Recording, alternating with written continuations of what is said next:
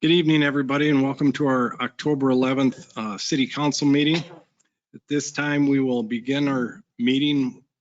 We will call it to order. We'll begin with the Pledge of Allegiance.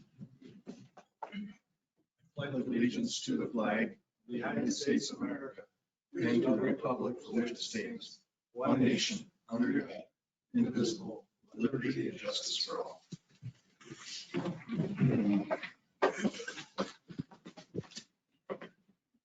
At this time, you've all gotten your packets. You've had a little time to look them over. At this time, I'll look for a motion to approve the agenda for tonight. I'd like to make a request to move item 4C to the regular agenda. Request has been made to move item 4C, which is the COVID leave hour authorization, to the regular agenda. And with that said, Motion to approve the agenda. motion's been made with the moving 4C. Okay, 4C's been moved to the regular agenda. Motion's been made by Mr. Swanberg, seconded by Mr. Sullivan. All those in favor? Aye. Anybody opposed? Moving on. Consent agenda. All items on the consent agenda are considered routine and have been made available to the City Council at least 2 days in advance of the meeting. These items will be enacted in one motion. There will be no separate discussion of these items unless a council member or citizen so requests, in which event the item will be removed from the agenda and considered in normal sequence. At this time, I will ask our city administrator to kind of review the consent agenda with us. Thank you, Mayor Kirby. Members of council, we have city council minutes from the last meeting on September 27th. We have disbursement approvals through today, October 11th. Those totaled just under $1.4 million. Those included payment to Pember companies for the Main Street project, landmark structures for the water tower, Magni construction for that well number 8, and then we had a MMPA purchase power totaling just over $625,000. We had a formal, or that number, or letter C, the COVID leave hours, that has been added to agenda item 7C at the end of the agenda. We have a formal letter of appreciation for the Sueur Rotary Club. The police captain, Aaron Tiki, wrote a nice letter thanking the Sueur Rotary Club for a grant to purchase some non-lethal ammunition and equipment of that nature. So we thank the Rotary Club. We have some personnel actions, the hiring of a Zamboni driver and also a seasonal winter employee. The IUOE, the International Union of Operating Engineers, 2022-2023 contract that is being requested to be approved. We have that on the consent agenda. The South Main Street reconstruction pay request number 5. Water tower pay request number 5, well number 8 pay request, turkey trot in-kind donation. So working with the local Rotary group to put on that turkey trot, which raises money for their backpack program. And then a surplus materials declaration. So from time to time, we have surplus materials that we no longer use at the city. There's a process for declaring them surplus. So there's a list of items there. Of them, just an item of note, there are some police-related items such as light bars and equipment for a squad that was replaced here this year. Those items are generally following the policy. We work with other surrounding agencies to provide them. We've sold various items in the past to like the Cleveland Police Department and things of that nature. So those things don't go out to the public, but they are declared surplus, and we do generate some revenue by dispensing of those. So with that, that's your consent agenda. I'll entertain any questions if there are any. Are there any questions for Administrator Krugel or any comments to the council before we take a motion? If not, I'll accept any motions to accept the consent agenda. Mr. Losey, thank you. Second. And seconded by Mr. Sullivan. Any other comments, concerns? If not, all those in favor? Aye. Anybody opposed? The ayes have it. Moving on to public comment. Public comment provides an opportunity for the public to address the council on items that are not on the agenda. Comments will be limited to 5 minutes per person. Persons wishing to make a comment must sign up in advance of the meeting on a sheet provided and identify themselves by providing their name and address. At this time, I believe we do not have anybody here for public comment. So moving on to item 6A. That'll be delinquent accounts, and this is our public hearing for that. Mr. Krugel. Thank you. So tonight we have what we do annually is a public hearing related to delinquent accounts. Per state statute, the city of Sueur must hold a public hearing related to the certification of delinquent accounts. As a reminder, this is a process if somebody's delinquent on their either utility accounts, or let's say somebody had a fire call to their house and they didn't pay that invoice that was sent, they're part of this group as well. But this is the process that the city uses to recoup those funds. So in September of this year, 391 letters were sent out to invite people to come in and participate in the public hearing tonight. The initial amount that was sent out as far as the total in September was just over $323,000 in delinquent accounts or delinquent dollars. To date, we're at just about 250,000, so 73,000 roughly has been recovered. There's roughly 6 weeks before the actual November, I believe it's November 8th date, where the resolution is considered by city council. That's the deadline to pay those off. So staff continues to work with individuals that would like to get on a payment plan, putting them in contact with the Minnesota Valley Action Council, because there's some funds available there as well to help with some of these things. So these amounts, this amount in general is on pace with the last 3 years. The 3-year average has been $206,000, just over that, with some fluctuations in, I think 2019 was a pretty big year. So that's about where we're at. Working with Joe today, what does that look like as far as the percentage of our billing accounts? It's between 1.5% and 2% delinquent. So it's a big number, but it's in the grand scheme of all the utility billing that goes out, it's about 1.5% to 2% funding wise that's delinquent. So a little reminder about the process with public hearings. After I kind of give a little update here, I'll ask City Council open the public hearing on delinquent accounts. If there's any public here tonight, they can come and comment. We'll record those comments. If there's any direction that's given to staff because of those comments, City Council or City staff will work at the direction of City Council on those. And then after that, we'll close the public hearing on delinquent accounts. And then actually the direction will happen after we close it. And then staff will continue to allow delinquent account holders to get accounts up to date until that November 8th date of City Council. So, and then on that November 8th, you'll consider a resolution certifying those delinquent accounts. And then once that is done, then we will let the county know and send them a certification list. And then those will go on the 2022 property taxes. And as a reminder, again, that amount is certified. There's 1 year to pay that back before you're in tax forfeiture potentially, or start that tax forfeiture process. And when we give that to the county, there's a 6% call it fee added on to that. So 6% onto that, and that's for the administrative side of doing all these processes with this. So right now, we're looking to have City Council motion to open the public hearing, and then if anybody would like to come speak, they can. And then after that's all done, we can close the public hearing and move on to see if there's any other direction. Very good. Thank you very much for your guidance, sir, Administrator Krugel. At this time, I'll take a motion to allow the public hearing to open. So moved. Thank you, Mr. Schluter. Second. Thank you, Mr. Swanberg. All those in favor? Aye. Anybody opposed? Public hearing is now open, and I don't believe we have anybody here. So that said, we can wait a moment or two. Because we do not have anybody that wants to address the council, it looks like. I will then accept a motion to close the public hearing. So moved. Thank you, Mr. Sullivan. Thank you, Mr. Lozey. All those in favor? Aye. Anybody opposed? Okay. Moving on now, at this time, we're going to help the city council provide a little bit of direction on how we're going to proceed ahead from here. So with that said, as of right now, our policy is to certify these delinquent accounts.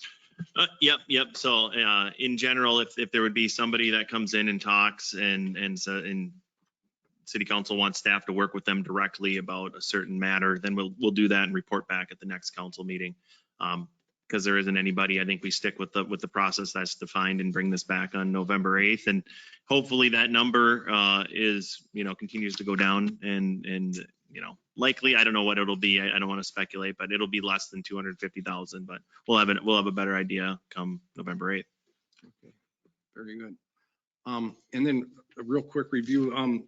Anybody with a delinquent account, some of the resources that are out there for them, you mentioned a few of them. If you just want to review those again real quick.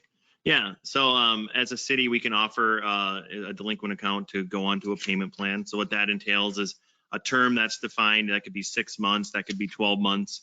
The big thing is to have that term defined and an agreement signed with that.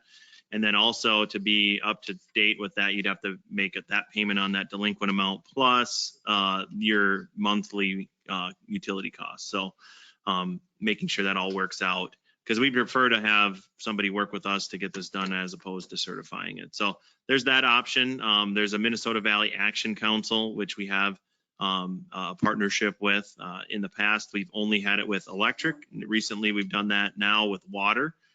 So people who are delinquent or maybe having some financial difficulties can reach out to that group too. We have information on our website, or you can reach out directly to staff to get more information about that too. So there are some resources out there that can help, if you do hit some hard times. And if somebody does have a delinquent account, they have until November 8th to work that out with the city. That is correct. Okay, very good. Any other questions or comments? With that said, we will consider this action again on November 8th. We will review this again. Very good. Moving on to regular agenda item 7A, City Council member appointment. I'll kind of review a summary of what's happened here. On September 9th, the City Council seat was considered or was asked to be vacant by Ms. Leah Mahoney. This term will be ending on December 31st of 2022. So applications for the appointment were collected through October 6th.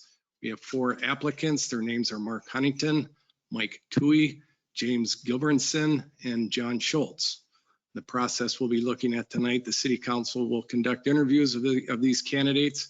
Once the interview process is over, City Council will have an opportunity to appoint an individual to fill this vacancy, and then that appointment can occur with a motion, and then it's also got to be seconded by a council member and then voted on by a majority of the vote. So that said, I think we will proceed ahead with the process. I would ask that our candidates will happen here as you'll step to the microphone. I want to thank you first, by the way, for stepping forward and offering to serve your community and serve on the council with us. It's a very important position.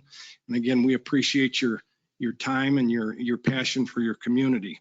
So that said, we will ask that you candidates will have an opportunity to step up to the microphone. You're going to be asked one question by each council member here and one by myself. And then once those questions are done, you'll be asked to move into another room, and then we'll have an opportunity to discuss and vote on your application. So the order of this today, we'll just go in the order that the applications came in. So Mr. Huntington will be first, followed by Mr. Toohey, followed by Mr. Gilbernson, and then followed by Mr. Schultz. So at this time, I might ask that Mr. Roby, you'll take these gentlemen to another room, and I think we'll start with Mr. Huntington tonight. You gentlemen have any questions, by the way, before we begin the process? Again, thank you for coming, and we'll ask you in one at a time, and Mr. Huntington will ask that you stay here for the moment. Okay.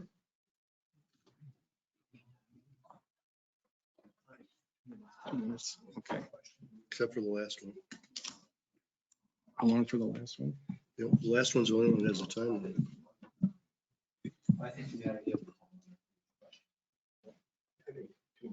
I don't think they'll care how much longer. No. 2 minutes. Per question. Make it clear to everybody, yeah.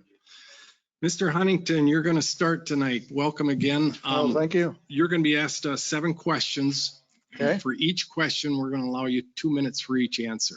I'm going to begin with the first question, and then the rest of the council will ask you a question, and then I will end with a question. Sounds great. You okay with all that? I'm all good. Okay. Well, with that, I'm going to start by asking you why you were interested in being on the city council. Did you want to rephrase that? I got to ask them all identical. All right. Yeah. Why are you now interested in Oh, being on the? now. Yes. Well, Now. there's an opening. Why are you now interested in being on the Sueur City Council? Well, Mayor and fellow council members, as you know, I was on the council for a long time. I just felt the need to come back on. I've enjoyed it before. I enjoy working with the city and the city staff as well for this city. And that was the reason why I put my name back in the hat to come back on. Thank you. The next question will be asked by Mr. Krogman. And again, gentlemen, as you ask these questions, ask them identically for each candidate, so we're being fair to everybody. Thank you. Mark, what in your background and approach to city governance qualifies you to be a responsive and effective member of the city council? Could you repeat it? No, Surely, sorry. Surely. What in your background and approach to city governance qualifies you to be a responsive and effective member of the city council? Well, I guess my past history, working in the government and been on and off city council since 2004, knowing how the government works and as well. And I just, there's not more I can say about that other than I have that experience of being on city council before. Hope that answers your question. That's all I have. Mr. Sullivan.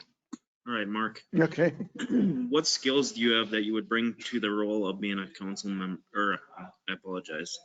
What skills do you have that you would bring to the role of being a member of the city council? Well, the skills I have is working with people in this community, being part of other committees and been really active in this community for the last I've been here 24 years of Sueur. So, and different boards I've been on to just working with the community from various organizations I've been a part of too. So that's all I have there. Thank you. Mr. Lozey. What will your approach be to leadership in this community on this city council? Well, I think the leadership part is, the mayor does a great job, but I think too is that just being part and being, seeing the changes we've made in the city in the last few months with the mall and a few other things. And I'm pretty excited about what's going on. And so just to be a part of it and make myself available to the community as I have for the last 24 years or so. Thank you. Mr. Schleter. Mark, what is your view of teamwork with other members of the city council and city staff? Well, I think teamwork is the most important thing anyways. We stand together as one, but we have our own opinions the way things go. I think it's important that we also have a common goal, and that is always to help the community, because we are part of the community. And I've worked with some of you guys before in the past and known you guys for my whole tenure living here in this town. But I think it's teamwork is always important. And it's good to have great discussions and disagreements on city council. I think I encourage those kinds of things, but I also think it's it's really important to have teamwork. Mr. Swanberg. Two-part question here, Mark. Okay.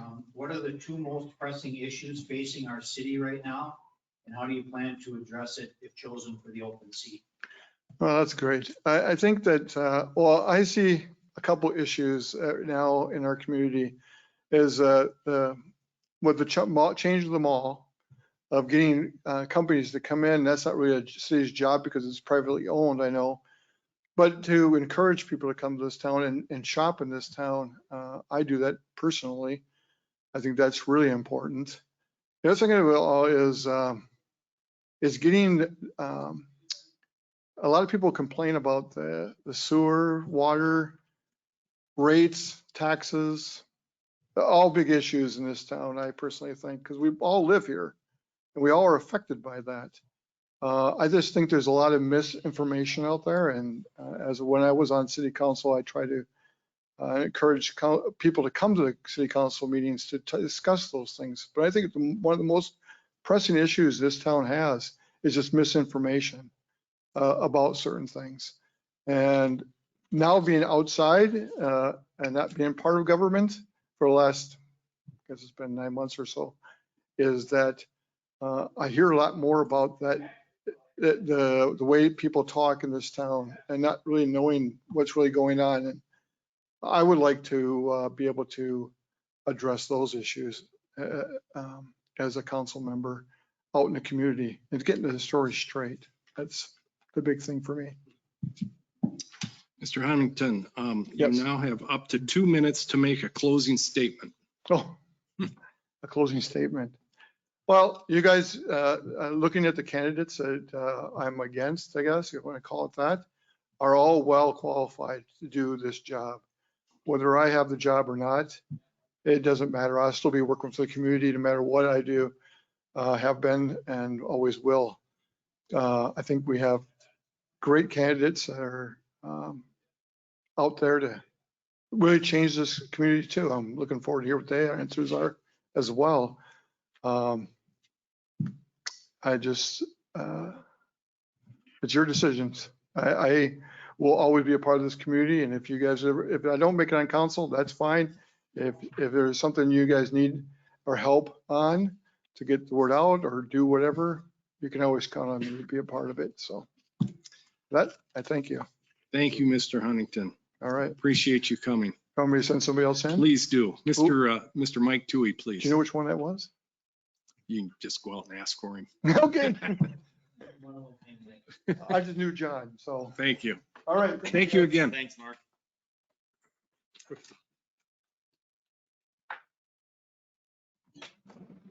Two mics, we got a problem.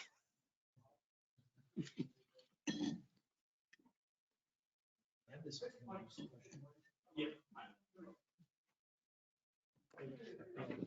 It probably picks it up.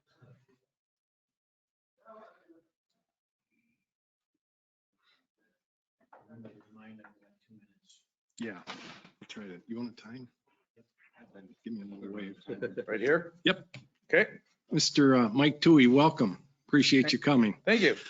You're going to be asked a series of questions, one from each council member. I'm going to start with the questions. Okay. And then I'll also end with a question. So with that said, I'll begin. So,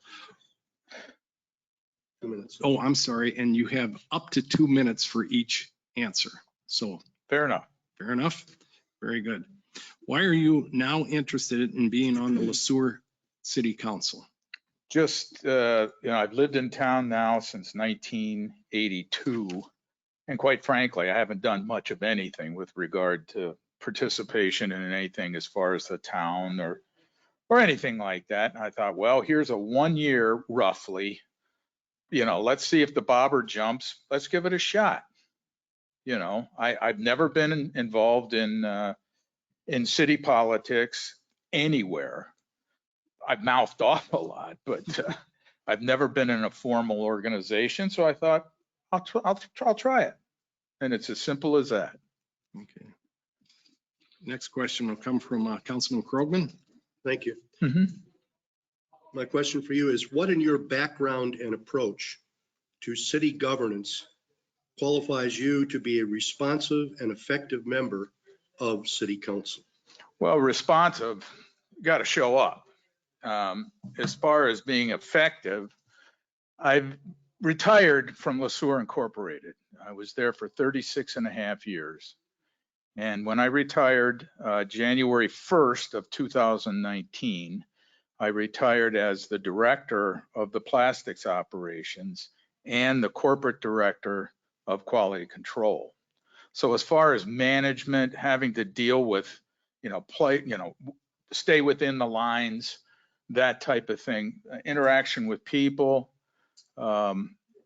I don't know that city government would necessarily be run like a business, but I would think, in my opinion, it should be pretty close.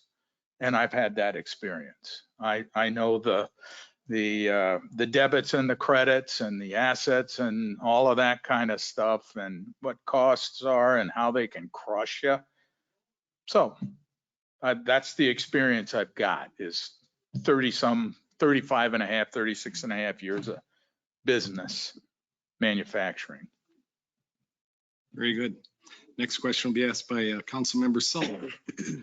Mike, excuse me. What skills do you have that you would bring to the role of being a member of the city council? I'd like to think that I consider myself at least average intelligence. I consider myself fairly well read.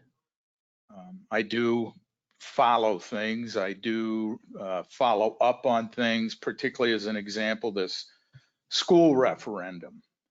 I don't know if you guys or any of you folks look at the city Facebook page, but I threw a doozy in there and I got quite a few responses. I'm the one, for whatever it's worth, that compared the city of Edina to Sueur Henderson. Referendum, population, median income. I did the research, crunched the numbers, and I yet have not been challenged. So yeah, I have a college degree. The one thing that I have always asked when people ask me, what did you get out of college? Two things. One, the ability or to know how to write properly.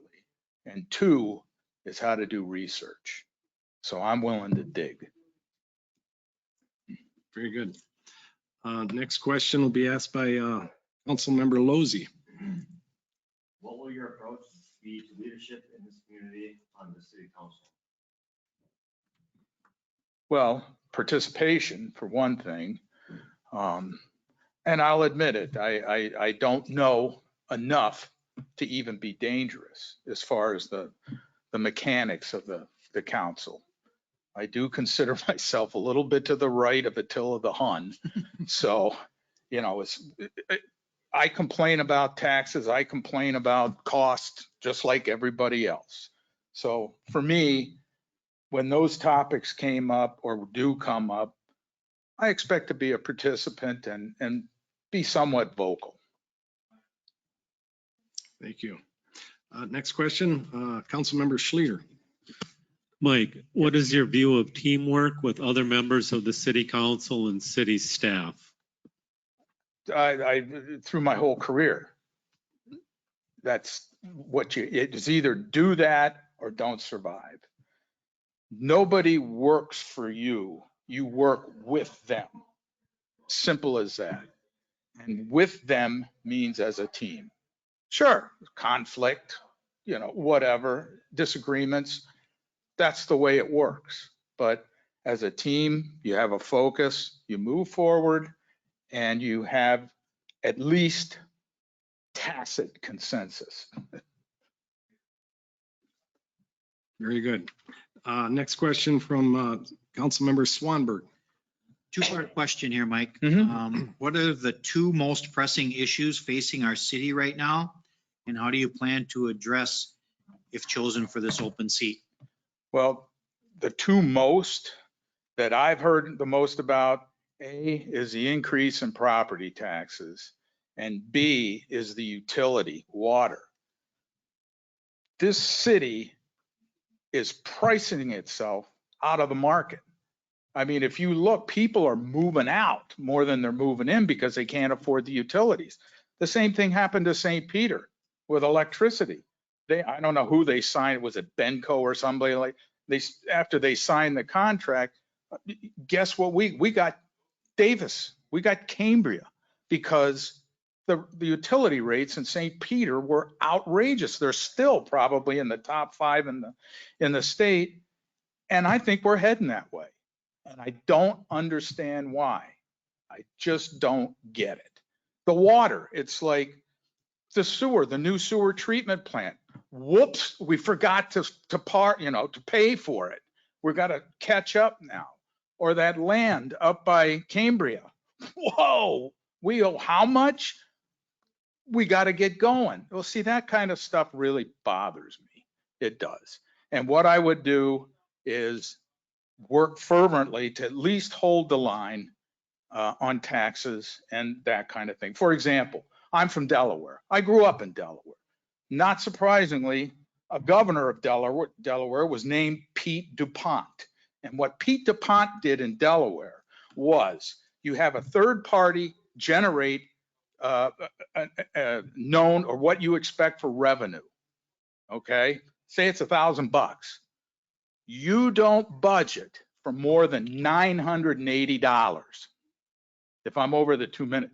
In other words, this is how much money we got. We cannot budget more than 98% of that. The other 2% goes into the fluff. Got it. Sorry. No, that's good. Thank you, Mike. Last question will be asked by myself. Mhm. You now have up to 2 minutes to make a closing statement, please. Okay. I appreciate the opportunity. And like I said, I've never done anything like this before. But I've come to the conclusion that I can bellyache as much as anybody else. But if you're not willing to try to do something about it, it's just like voting. You can holler at Biden or you holler at Trump, but if you don't vote, I'm not listening. So that's my thing. I do enough grousing. I do enough kicking the dirt and everything else. Fair enough. I'll sit in here and see what's going on. Thank you. I appreciate your time, Mr. Tui. Thank you. If you don't mind sending in Mr. Gulbranson, James Gulbranson. Sure. And just as if I happen to go, I wanted to on the record, I cannot be here November 22nd or January 24th. I'm out of the state.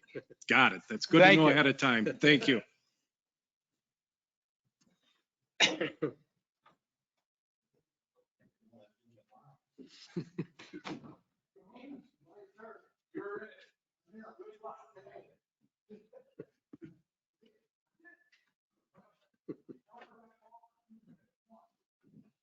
Is it goal? Gentlemen. Mr. James Gulbranson. Did I Yes, pronounce that right? Gulbranson? Gulbranson. You Thank can you. pronounce it almost any way you want. I'll answer. Well, we appreciate you being here tonight. It's nice to be here. Thank Mr. you for Gulbranson. taking my application. Yes, we're going to ask you a series of questions. I'm going to begin and the rest of the council will each ask you a question and then I'll end with a question. I'll try to answer. And you're going to have 2 minutes per question to answer. Okay. Okay, so I'll begin if that's okay. Why are you now interested in being on the Sueur City Council? I tell you what, I'm looking for an avenue to get involved more in this community. And this is the best avenue that exists in the world, is being on the city council. I have experience on city councils, as do some of my co-applicants, I've discovered, which is good. I just want to get involved in the community, and I think this is a darn good way to do that. Very good. Next question will be asked by Council Member Krogman. Yes, thank you. What in your background and approach to city governance qualifies you to be a responsive and effective member of the city council? My background consists of being on the Park Commission, the Planning Commission, and the City Council in Long Lake, where I lived. I also was on the Highway 12 Turnback Committee for about 18 months. I think my strong suit is the fact that I study both sides of every issue intently before I make a decision. I get all kinds of input if I can. I talk to people in the community that it would involve or affect. And if that's everybody, well, I'm always available. So I think that kind of sums up why I think I'd make a good member of the city council. Thank you. Thank you. Next question will be asked by Council Member Sullivan. What skills do you have that you would bring to the role of being a member of city council? Experience, experience, and experience. Those are my strong suits. As I indicated earlier, my willingness and ability to look at both sides of an issue before making a decision, I think that's a strong suit. I think that everybody should do that, and you probably do. Thank you. Good answer. Next question will be asked by Councilmember Lozey. What will your approach be to leadership in this community on the city council? I think, again, I go back to exactly what I said. I would look at both sides of every issue. I would weigh the pros and cons, and I would make a logical, informed decision. That's what I think leadership should do. Very good. Next question will be asked by Councilmember Schluter. James, what is your view of teamwork with other members of the city council and city staff? I think that it's vital to work as a team, both with staff and with the council, without pulling any punches. I think that you should be honest. I think you should be forthright. And I think you should express your opinions. And I would expect that in return. Thank you. Next question, Councilmember Swanberg. James, two-part question here. What are the two most pressing issues facing our city right now? And how do you plan to address it if chosen for this open seat? Wow, the two most pressing issues. I would have to say one is the revitalization of the business community, which, according to the Facebook pages that I've been reading, seems to be a little bit of in a world of hurt with businesses leaving or threatening to leave. And that is the lifeblood of a small community, is the businesses.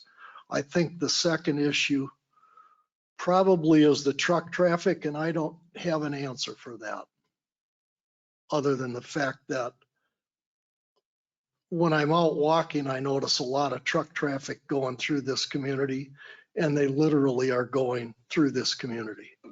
They don't add anything to the town, at least that I've been able to discern now. I might be off base, but how would I address that? I think outreach is the key to both those issues, and understanding why businesses would leave or aren't doing well, and why truck traffic is in this town unnecessarily, or so it would appear. Very good. Mr. Goldbrinson, I'm going to ask the final question here. It's not really a question, but I'm going to give you the opportunity. You now have up to 2 minutes to make a closing statement. I'll make it brief. I want to thank you for the opportunity. I want to thank you for listening to me. And I look forward to working with all of you, either in the capacity as a council member or some other way. Mr. James Goldbrinson, thank you for your time. We appreciate You're very it. welcome. Good luck to Thank you. you. If you wouldn't mind sending in Mr. John Schultz. Thank you.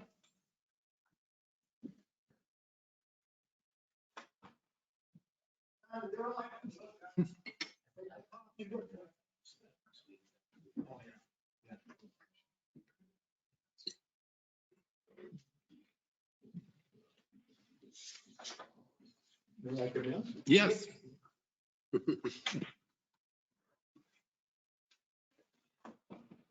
Mr. John Schultz, welcome. We appreciate you stopping here tonight and being a part of this exercise. We're going to ask you a series of questions. I'm going to begin, and then the other council members will all have an opportunity to ask you a question, and I will conclude with a question. Okay, very good. All right. Yeah. You have 2 minutes for each question to answer. I got a timer here someplace. Well, we got one right over here, Mr. Okay. Swanberg. He's used to timers. You want a warning? Give me a 15-second warning. Then I can really talk fast. Mr. Schultz, Yes. why are you now interested in being on the Sueur City Council? Well, as I said in my application, I have the ability, I have the experience. You don't need somebody without any experience taking a year. It takes a year to learn this budget. I also feel that the city structure as it is now with a different mayor, a different administrator, a different board is a different situation than what I was involved with before. And I just, be honest with you, I also, I do a lot of reading, and there's a person by the name of Reinhold Niebuhr who's famous for writing the Serenity Prayer, and he was a big deal in the 20th century. And he said in an essay I read by him that if you have the ability to be in the fray, you should be in the fray. And even though I'm 78 years old, I'm a healthy 78, and I'm not quite what I used to be in some areas. I'm not what, that's that old country western song, but I'm still focused, I'm still energetic, I'm still interested, and I think I can make a difference being part of your board. Thank you. Yep. Mr. Krogman. Yes, John, what in your background and approach to city governance qualifies you to be a responsive and effective member of the city council? Well, I assume you've all read my application. I pretty well cover that in there, including I submitted a planning document that included resource material, a resolution, and a business plan for a 21st century energy utility. And that was discussed partly when I was part of the board in 2013. And that has, if you counted the pages, there's close to 100 pages there. And I read that plan today, and it holds up to as well today as it did then. I'm not on the board to write plans, but I can write a plan, I can analyze a plan, I can comment on a plan, and I can watch somebody else write the plan. But I've owned a business. I know what it is to not go bankrupt. I know what it is to have employees. I know how important employees are. Employees are just as important to a business as anything. So I think I have values that can enhance my experience with you. Very good. Mr. Councilmember Sullivan, please. John, what skills do you have that you would bring to the role of being a member of city council?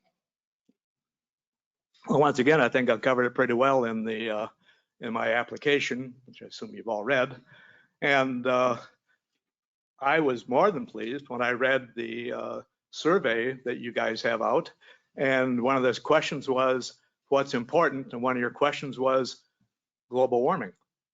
When I answered my question about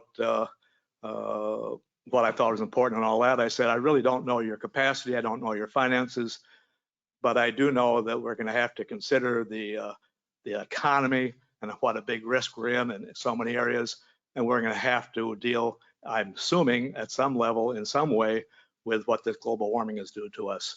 And I did say in my answers, I haven't tried to keep up to speed with how all this affects you because it's an impossible job. And but that's when I wasn't on the board. If I'm on the board, I plan to stay current and stay awake. Thank you. Councilmember Lozey. What will your approach be to leadership in this community on the city council? Well,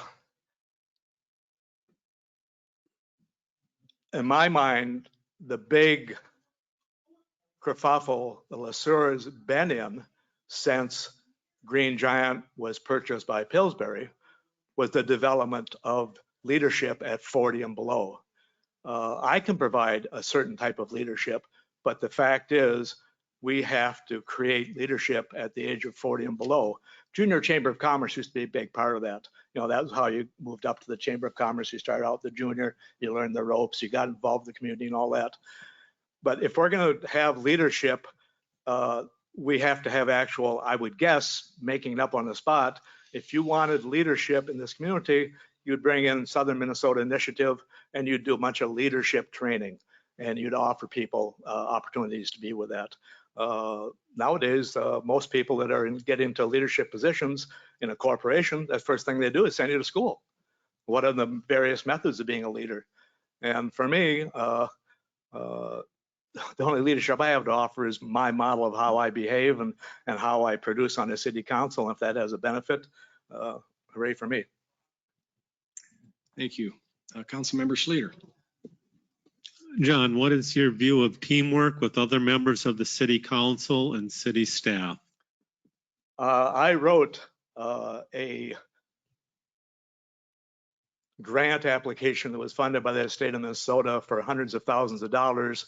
There was at one time on the corner of the mall, a Family Services Collaborative. I wrote a plan that included 2 city governments, 2 county governments, and a school district, the school district here.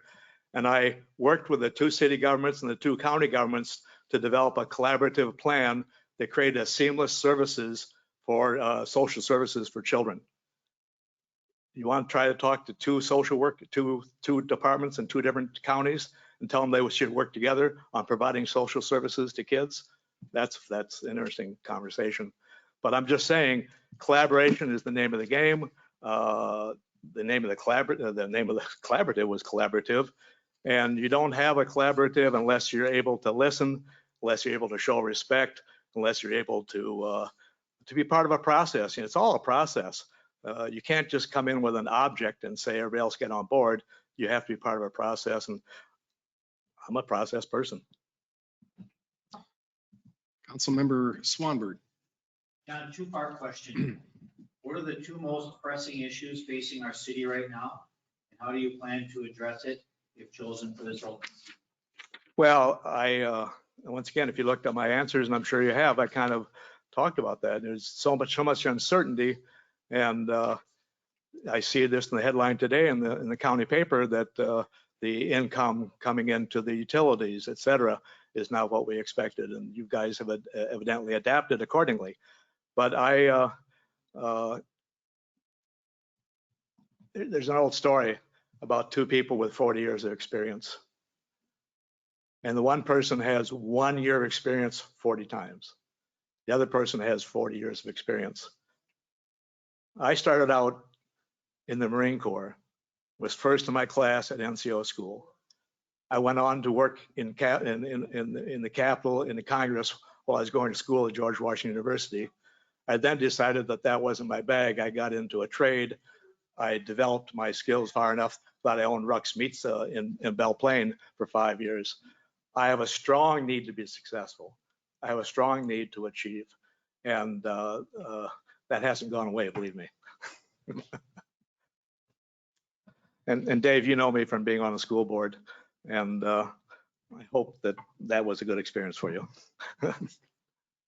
Mr. John Schultz, you now have up to 2 minutes to make a closing statement, if you would. Well, we were joking out in the other room, and I've said this before, this is a win-win deal for me. I submit an application that I think I would submit again. And if I'm chosen, I would love to work with you. I'd love to help make the city better. But if I'm not chosen, I'm not going to go home and have a heartburn. I'm going to go home and make another pot of coffee. I've been retired for 10 years, and I've learned a lot. When I resigned from the city council the first time was because, okay, if my talents aren't wanted here, must be something else where I can do something of value. And I could outline 100 ways that I've grown and developed since that time. So if you choose me, I'll be delighted to be part of this. Really delighted. If you choose me not to be part of it, I'll completely understand it. No hard feelings, and I'll go home, make myself another pot of coffee. Mr. John Schultz, thank you very much for your time, and I wish you well. Okay, best to you also. Thank you.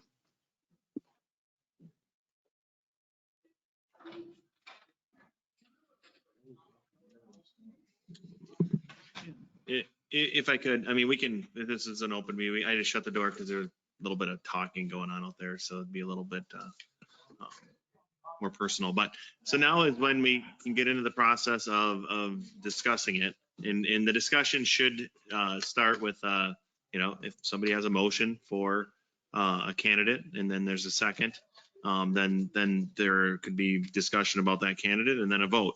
And it's I don't know, kind of awkward process, but if that person would fail, if that person would not receive 4 votes, that's what's required, a simple majority, because we have 6 members, then there could be another motion, there could be another second. If we get into the situation where there's multiple motions and seconds on the table, I can help guide that through the process of Rosenberg's rules, and Thank you. I'm here to assist. So That's why we're glad you're here. yeah, so right now it's just the process of if there's a motion and a second to move somebody along, and then there can be a vote. Before I ask for a motion, I would like to ask if anybody has any comments they'd like to make before I accept any motions. The way the city administrator described it, we could possibly go through all 4 candidates and vote all of them down. Does that mean we're rejecting all of them, or can we go back and revisit it if that happened? Great question. So if I can answer that, if I may. Please. So if there's a candidate that gets, let's say, rejected, there can be another motion after the fact on that candidate. I think that happened at the last time around. So, and if at the end of the day there isn't a candidate that's chosen today, we would then bring this back to personnel and budget to devise a plan, bring that plan back to council, get that plan approved, and then approach this maybe differently if there's any suggestions on how to do it differently. So. If we get through all 4 candidates and there isn't one chosen, there can still be a motion before we move on. If we want to move on, there should be some direction to staff and possibly just to table this discussion on the appointment. Very good. Hopefully that's clear. I believe so. I have another question. So is this, before we make any motions to approve of anyone, everything stays open and there's no time to make, I think you were going to ask, can we make some comments or what? Well, before I ask for a motion, I'd allow anybody to make a comment if they wish. Such an awkward process for me. It is. It is for me too. But I mean, I guess we're going to start by asking for a motion. But before I do, I'd like to, if anybody has a comment they'd like to make or concern, I think this is your opportunity. Jasper, to stay within open meeting laws, do we have to acknowledge that they can come back in if they want?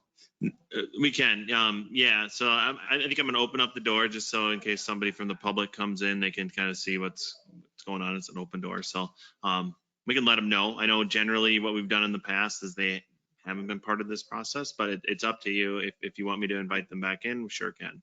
Just trying to be legal. Yeah, I just want to make sure we're following what we're supposed to. I think the door should be open. You want to ask them all in when we ask for a nomination? Well, indicate they're allowed to come back in if they want to. All right. Just to make it a little more awkward. A little more pressure on everybody. That's not my, I just want to make sure we're doing it right. Yeah, I didn't mean anything personal by that at all. I hate this process. This makes no sense to me. You've been on both sides. I've been on both sides. So, Yeah. no, it's awkward both ways. Mm-hmm.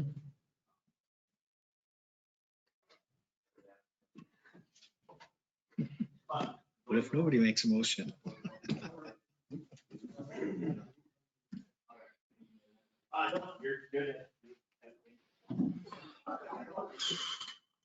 I guess at least with Zoom, you were able to.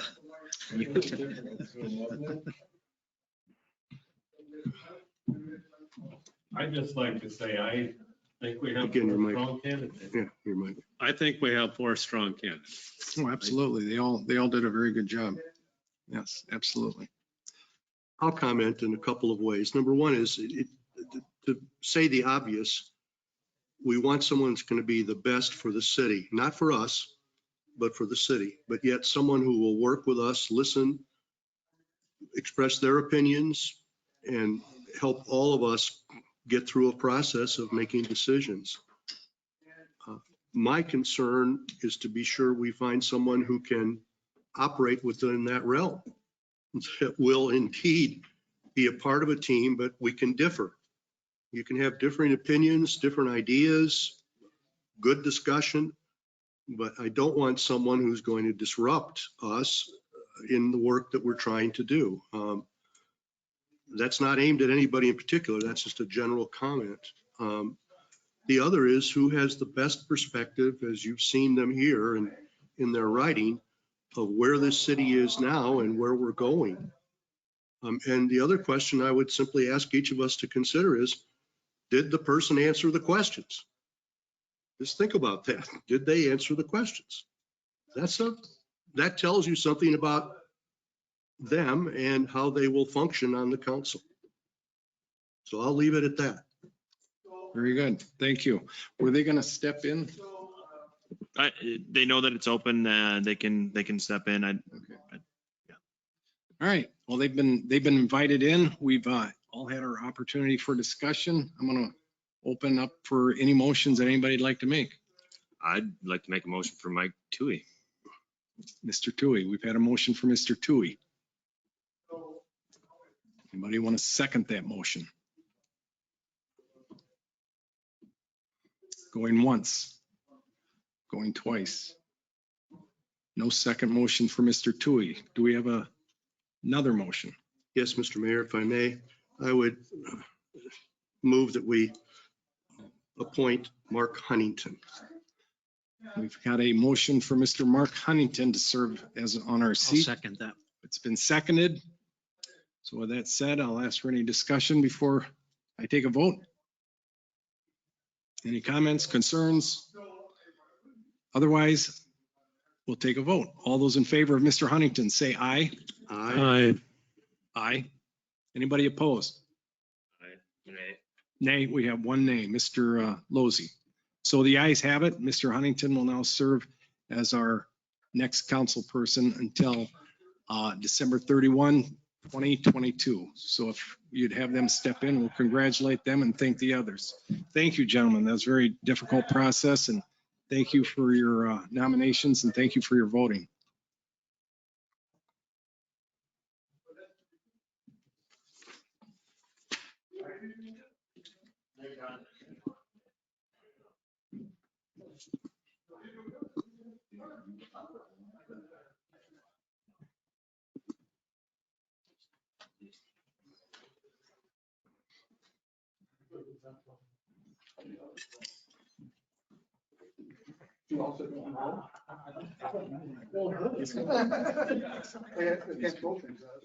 Just, I think the main thing is to thank the surgeons.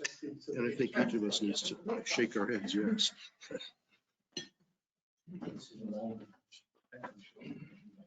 That's fine.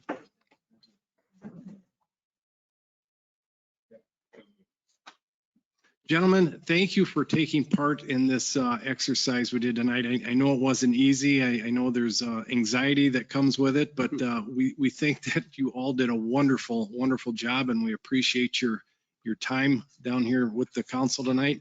And we appreciate your willingness to serve this community. We can tell that you all have passion by the interview process you all just did.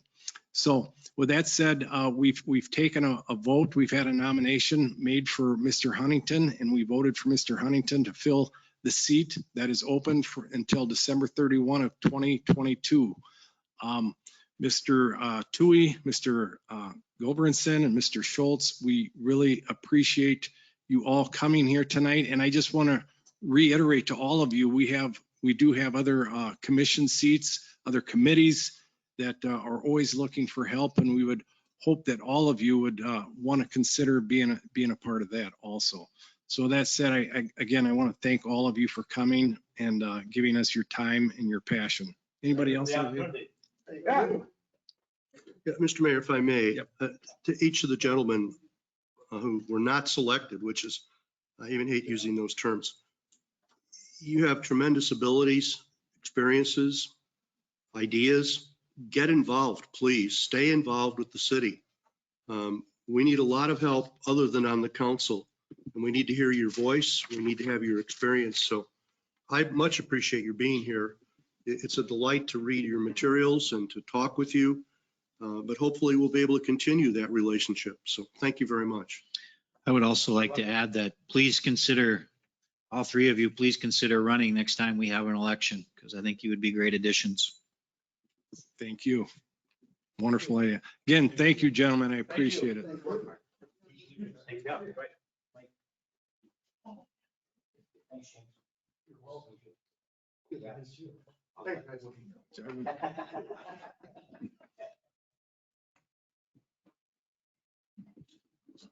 Thank you guys for helping with that exercise. I really appreciate your participation in that. So.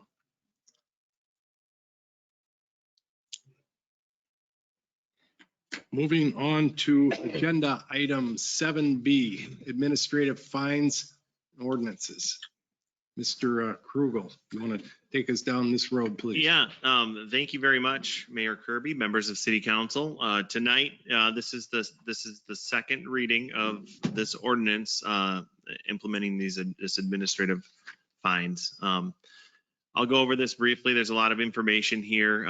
I'll just say right away, the only change to the ordinance that was made was some language that indicated that the hearing officer would be compensated at a reasonable level as determined by the city administrator.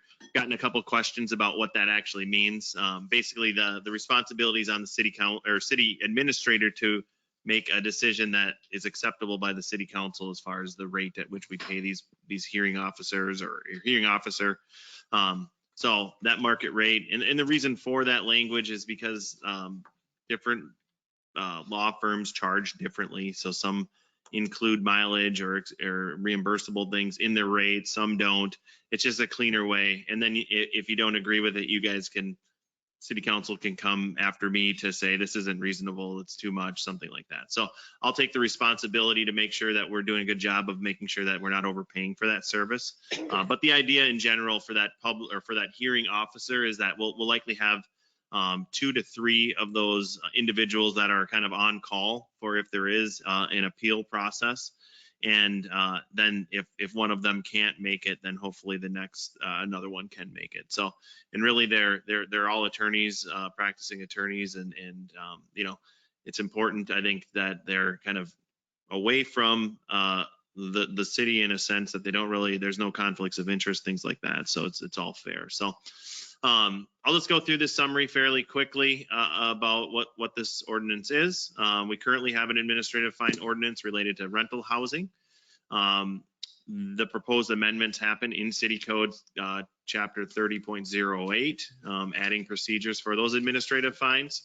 The purpose, and we got to keep sure that and make sure that this is at the forefront, is that we just want people to be compliant with the things that are occurring, the local law that we have in City Code. You know, really, I'd say 99.9% of the people that live in the community do abide by those. Really, so it's a really small percentage, and it's in all fairness, you know, everybody else is doing it. Everybody should do it. So this is just a way to hopefully incentivize and kind of force people to follow the local law that we have with the building code and in the city code that we have. So this process is used in other communities. The rental housing section of this code is part of this, is being updated as well, so that there's only one place where this administrative fines ordinance or language is referenced, to avoid any duplication and you know, management administratively as far as how that goes. Again, that goal is to avoid issuing a ticket. We want to really get people in compliance, and this is just one of the tools that we can use to gain that compliance. The appeals process would involve the use of that hearing officer. That there is a motion and that's requested at the end of this to appoint the city administrator to find those hearing officers and delegate that authority to the city administrator to do that. So a failed appeal through the hearing examiner could be further appealed into the court system. So if somebody really wants to take it to the next step, there is always that next step that would then go into district court, and a judge would be able to weigh in. And it's really important that we have a process defined here, because that judge, if it gets to that point, would say, well, what's the process you've already been through with the city? You know, now you're here with me. So, and I think this is a very robust process to help resolve some of these issues. And then, yeah, that ordinance has been updated so that hearing officer would be compensated, and that's listed on there. So again, I'll go through the fee schedule. There's every offense, it basically doubles up until the 5th offense, where it caps out at $1,000. If the compliance period, if within the compliance period, the offense isn't remedied, then you would be issued another citation. So potentially you could get through this process and be issued, you know, $1,000 citation every about 10 days because you have a 10-day period to pay that citation. So I'll also keep in mind that you can have multiple citations going at once. So if there's a building code violation and a zoning code violation on a single property, you could have two citation kind of sequences going in parallel. And then the fee for the administrative hearing fee is $75. That won't cover the costs of it, but it's a fee that we think is reasonable to trigger that event.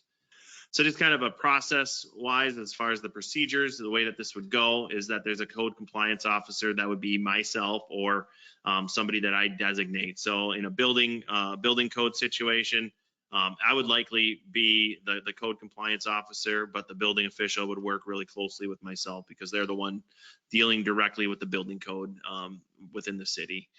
So within that letter that would be sent out initially, you'd have the code offense, you'd have the location of the code offense, you'd say what the required corrective action is and the length of time to get that into compliance. So depending on the nature of it, you have up to 20 days to get it into compliance.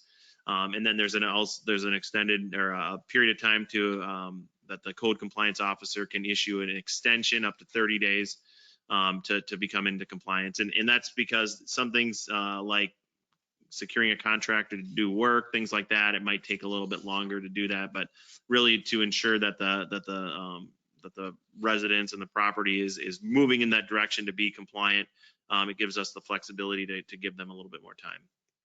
If there's an immediate compliance that it's required due to the existence of a public health or safety concern, we can require that be done immediately. It's just kind of common sense. If there's something that's going to hurt the public, we want that fixed immediately versus giving 20 days. Again, that you'll have up to additional 30 days to achieve that compliance if granted by the code compliance officer. If we have a repeat offender, so let's say there's an offender that is issued a citation and they become into compliance. If they become out of compliance, then we don't have to go through the process again if that happens within that 12-month period.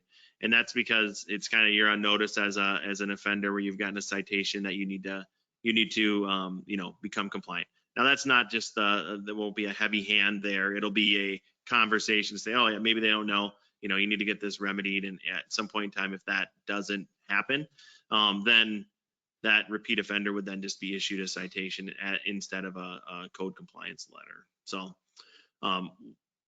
if the way to remedy the issue isn't resolved within the time period of either 20 days or with some extended time period, then a citation would actually be issued. So upon that non-compliance of an issue, the city code or the code compliance officer may issue the citation. The citation will state the nature of the code offense, the time and date of the code offense, the civil penalty following the fee schedule, and the manner for paying the civil penalty. So how do you pay the civil penalty? What are the various options? So, and then the civil penalty, there is also the way that you can request an appeal before a hearing officer. That'll also be listed on the citation. And then the indication of a late payment fee of 10% if you don't pay within that 10-day window. The assessment of unpaid civil penalties, this should be familiar as we just went through that process tonight as far as the delinquent accounts go. So if somebody doesn't pay a civil penalty, they would be on that delinquent accounts list. They would have the opportunity, just like anybody else, if there's a delinquent account, to come before city council, express why maybe they shouldn't do it, or maybe there should be an extension or something. They have the ability to come and communicate with city council about their delinquent account related to that civil penalty. And the process is exactly the same as delinquent accounts and other accounts here. So, we have the ability to do that to assess the property owner. We could continue to issue new subsequent administrative citations. So just kind of growing that amount really. And then we could also, if this is possible, initiate criminal proceedings, and then also initiate any other enforcement action authorized by law. So that's kind of a catch-all. If there's something that we can do, we want to really make sure that we can kind of leverage to be in compliance. Now, one thing I want to make sure it's clear that This is one of the tools that we can use. Another tool that I think you might be familiar with is the abatement process and getting city council to issue an abatement order. So that could also be used in conjunction with the civil penalty side if this is approved. So, doesn't happen very often. I don't think we've had a code compliance abatement order come to city council this year yet, but from time to time they do. But that is just another tool that we can use to try to get things in compliance. So tonight, what we're looking for is a motion to waive the second reading of ordinance number 593. And then a separate motion to approve that ordinance. So that would actually approve the ordinance. And then because the ordinance is quite long, we've prepared a summary publication, because in order for this ordinance to become local law, we need to publish it in the paper. And as a reminder, 7 days after it's published in the paper, it would then go into effect. So right now, if this was approved tonight, it would be published in next week's paper, and then on Thursday, and then the following Thursday would be when it actually would be enacted as a local law. And then the fourth motion that I'm looking for is a motion to authorize the city administrator to appoint hearing officers for the appeals process outlined in that ordinance number 593. So with that, again, just did a summary of it. If there are questions, please let me know. Otherwise, the direction is, or the staff direction is on the screen. I do have a comment. Yep. Question, actually.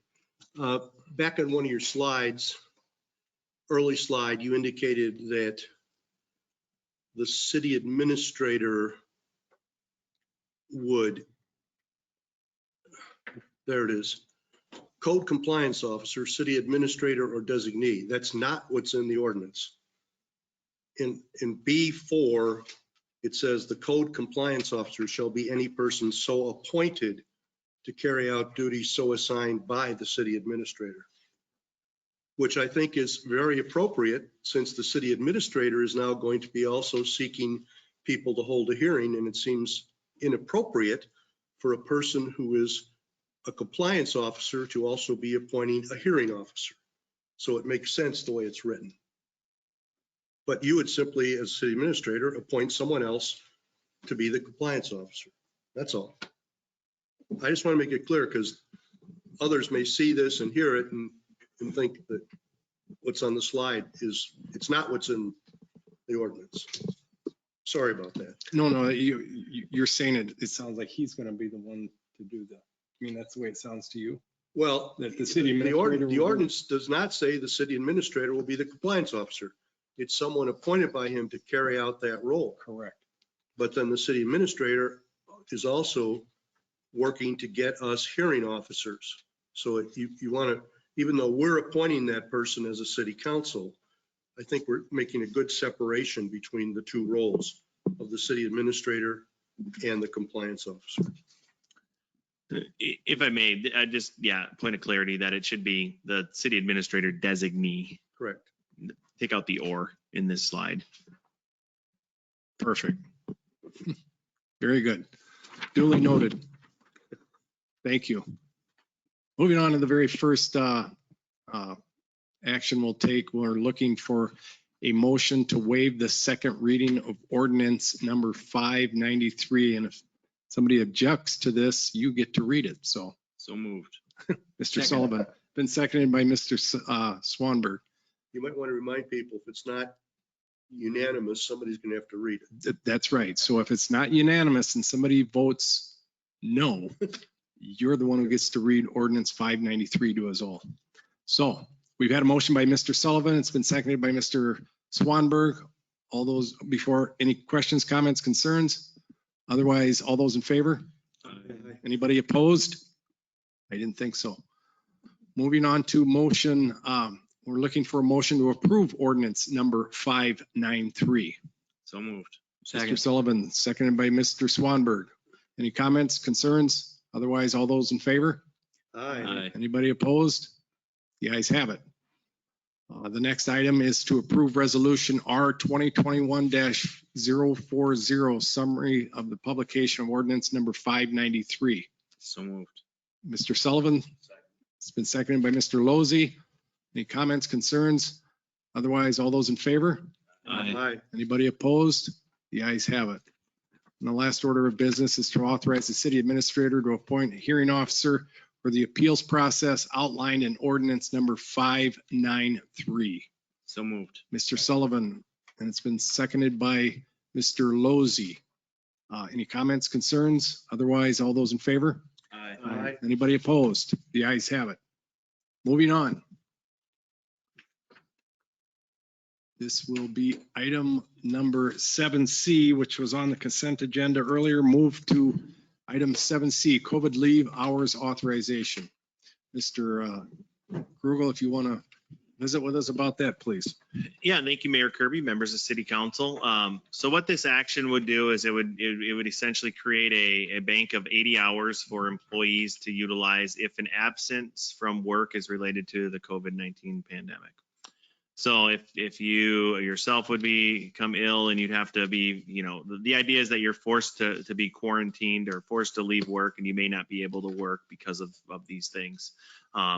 So if yourself you're affected or anybody that you give care to, like a dependent, like a child or anybody else that you provide care to, you'd be eligible to use these hours. This includes all seasonal, part-time, and full-time employees. There's a little calculation we do for part-time and seasonal employees based on what they've worked to see what they're eligible for. But really we want to make sure that it's encompassing all of our employees, union, non-union, everything. So what this really does is it piggybacks off of the Family First Coronavirus Response Act, FFCRA, leave that mandated 80 hours of leave. That has since expired. So really, what this does and the way the language is stated in the policy is that it'll just abut up to that expiration time period. So there wouldn't be any gap in coverage for an employee. And we do have a couple employees that would affect them. So it's good to have that kind of no gap in that coverage would be what's recommended. And the approval would effectively eliminate any gap again, in that coverage paired with the FFCRA mandated leave. And really, we brought this to the Personnel and Budget Committee, and we talked about it, I think, in pretty good detail about this, and came up with this 80 hours. And then the idea is that staff would bring this back as an update item at that January 24th, 2022. So that second meeting in January, to provide an update to City Council as far as, are we utilizing these hours? Is staff utilizing these? Do we need to possibly think about adding more hours depending on the usage? Back when we had this FFCRA, there was, small handful of employees that used either a portion or maybe there was one that used all 80 hours up. So, but, if you can imagine, if you come in contact with somebody that has tested positive for COVID-19, and then now you're at home and you're unable to work and you have to use PTO, and that happens multiple times because that's just kind of the nature of how things work. You could be burdened by having to use up quite a bit of your paid time off that you've accumulated over time here at the city. So this is kind of a measure to help accommodate employees that are basically mandated to be at home in quarantining. So with that, I'll entertain any questions. What we're looking for tonight is just a motion to approve the authorization of an 80-hour COVID-19 sick pay leave allocation of hours for employees to use. And then we'll bring that back at the January 24th, 2022 meeting just to kind of update City Council as far as utilization goes.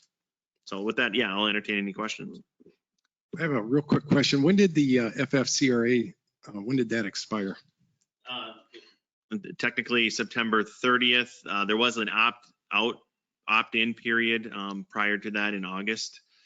So just to clear it up, everything between when we didn't receive any funds for this, so it's kind of this mandate, but we were officially mandated to do it through August, but then we could have opted in to do it through September, one of those deals. So this coverage would butt into everything and kind of close all the gaps in that coverage. And you're seeing other government entities kind of extending this act a little bit? It is. A lot of them have taken it upon themselves to create a program. This is very similar. This is a product of the FFCRA. essentially the form that was in the packet is the FFCRA just branded differently for the city of Sueur. So it's the same basic form that an employee paid out or filled out prior to this, but just branded differently. Thank you. Any other questions or comments from council members? Mr. Schleter. I just wanted to state that the reason I asked this to be moved to the regular agenda is basically because of our preliminary levy coming in at over 17%. Anytime we have procedures or policies that could cost the city any additional money, I'd sooner it be on the regular agenda than consent agenda. I also wanted some more questions answered, and Jasper's pretty much answered all of them on his PowerPoint presentation here, except for one. And that was, does this only cover COVID-19? What if there's another pandemic that piggybacks right on the back of this? Yeah, that's a great question. So if there's something else, we would bring this forward just to make sure that it's aligning with what the city council wants to do. But right now, this is related to that initial COVID-19. So if there'd be something else that pops up, we would bring this back to city council. Thank you. Mr. Sullivan. Jasper, just for clarification's sake, there has to be some proof that they have to quarantine. Correct. Yep. Yeah. So let me pull up the form real quick. But yeah, there's a form that I don't know if there's a verification, but yeah, we make them sign something saying that they needed to quarantine because of this. We're not necessarily taking in medical records or anything like that, just because we don't want to handle that kind of private data. But we're making them say that they experienced some time off related to this. But we're not getting into the medical records or anything like that. But yeah, we do make them sign it and say yes, we were affected. Okay. And then my other question, it says for an update on the program in January, with the potential that we could change it at that point. Correct. We could, and just know that if something happens where people are utilizing it more, I'll bring it forward prior to that, depending on the need, or just to have an update. But right now, that January 24th meeting will be for sure. We're going to give you an update on the status of it. Thank you. Yep. Anybody else? Okay, the motion is before you to approve the authorization of 80-hour COVID-19 paid sick leave allocations of hours for employees to use and to provide an update on the program at the January 24, 2022 regular city council meeting. Any other comments, concerns? Otherwise, I'll ask for a motion. So move. Thank you, Councilmember Krogman. Second. Second. Thank you, Councilmember Schleter. Any comments, concerns? Otherwise, all those in favor? Aye. Aye. Anybody opposed? The ayes have it. I'm sorry, was there a nay? There was a nay. Mr. Losey. So all the ayes have it. We have Mr. Losey as a nay. If the record would reflect that. Thank you. Moving on. Comments, reports, items of appreciation. Council members, this is your opportunity to share any commission reports, any community activities you want to share with the council and with the community. This is your platform. This is your opportunity. So with that said, we'll begin with Councilmember Krogman. I don't have anything this evening, Mr. Mayor. Nothing from Councilmember Krogman. Mr. Losey. Thank you, Councilmember Losey. Councilmember Schleter. Since our last meeting, there was Wednesday, September 29th, there was the Lee Sueur County officials meeting. It was held in Lee Center. Cap O'Rourke of the Minnesota Association of Small Cities was a guest speaker. We are currently not part of that, correct? Our next meeting will be in New Prague, and Lee Sueur is on the schedule to host a spring meeting. Stuff that's coming up before the next council meeting, in case anyone's interested, the Blendon Foundation is doing their annual broadband conference. That's this week from Tuesday through Thursday on Zoom. Region 9 Development, there's a full board meeting on Wednesday that I'll be attending. Thursday, there's a Planning Commission meeting that I'll attend. And I also have 2 169 meetings on Thursday that pretty much sandwich the Planning Commission meeting, but I will have to ask that the alternate for the 169 Coalition attend the annual meeting for 169, and that starts at 6:30. I'll get you that information. I'll be able to attend, but it will be after the Planning Commission is over. Thank you, Councilmember Schluter. Councilmember Sullivan. Nothing. Thank you. Councilmember Swanberg. Yeah, just again, thank the Rotary Club for their generous donation to our police department. And also thank the 4 applicants for our vacant city council position tonight. And also congratulations to Mark Huntington. Looking forward to working with you. Thank you. And I just want to kind of reiterate what Councilmember Swanberg said. I want to thank you, Mark, and I want to call by name the gentleman who stepped forward tonight, Mark Huntington, Mike Tui, James Gobranson, and John Schultz for their participation in tonight's exercise and their willingness to step forward with us. So with that said, I have nothing else. Administrator Krugel, you have anything for us? Yeah, thank you. Just briefly, we will have a Sueur Community Center Task Force meeting on Thursday at 4 p.m. here in the council chambers, and it will run right into the Planning Commission meeting. The community center meeting, what they're going to talk about is the 2022 budget, and then really start talking about potentially one of the items that are in the budget for 2022 is that recreation facilities master planning exercise. Not necessarily starting the exercise, but just talking about it and talking about the process and making sure that if it is approved by City Council, we have a good plan to get that rolling right away in 2022. Planning Commission, what they're really looking at, there aren't many variance applications or planning applications coming in right now at this moment, but they're working on, you've likely seen the survey that's been circulating online, wrapping that up, utilizing that data for the Future of the City Forum, which is planned to be held in early 2022, and really start planning that event. So getting the Planning Commission on board with that and kind of diving into some of the data. As you can imagine, a lot of the data suggests some things that the council candidates talked about tonight.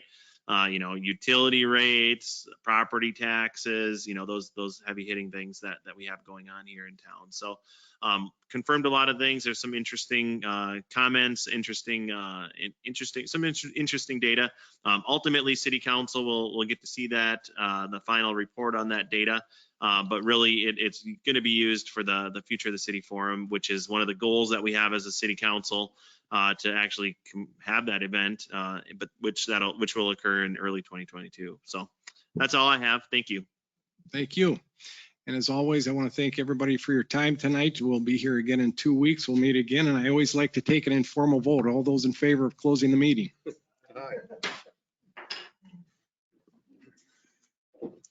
Thanks, guys.